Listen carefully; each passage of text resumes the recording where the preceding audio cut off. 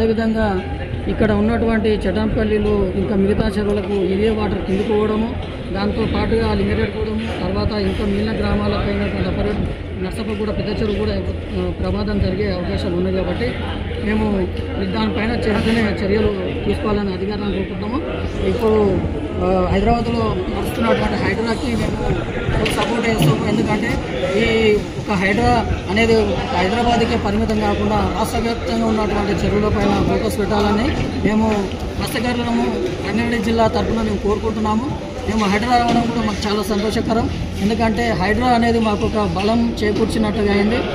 మేమే మత్స్యకారులే కాకుండా రైతులు కూడా, అదేవిధంగా ప్రజలు కూడా చెరువులను కాపాడుకునే వ్యవస్థ మంచిగా ఉందని మేము దాన్ని ఫుల్ సపోర్ట్ చేస్తున్నాము.